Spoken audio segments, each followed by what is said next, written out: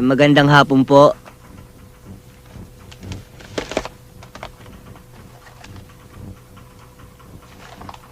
Magandang hapon naman.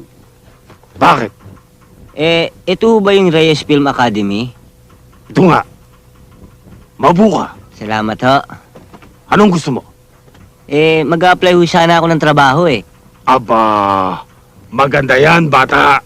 Pinahanga mo. Yan ang gusto ko sa mga kabataan. Binabatang ang kanilang katawan sa pagtatrabaho. Hindi sila paasasa lang sa kanilang magulang. Maganda yan. Salamat ho. May asawa ka na ba? Wala pa ho.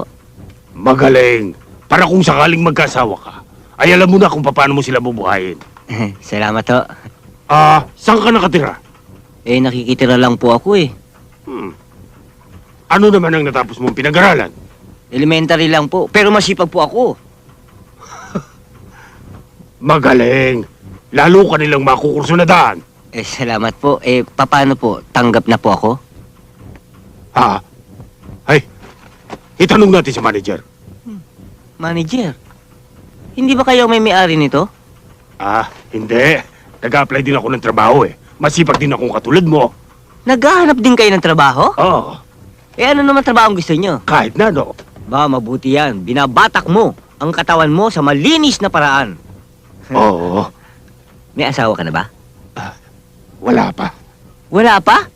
Ba, mabuti yan. Dahil pag oras na nakapag-asawa ka, may trabaho ka na. Oo, Ikaw, saan ka nakatira? sa Blooming Tree. Blooming Treat. Ano naman ang natapos mo? Elementarya din lang katulad mo. Pero masipag ka. Oo, masipag din ako. Pareho pala tayo.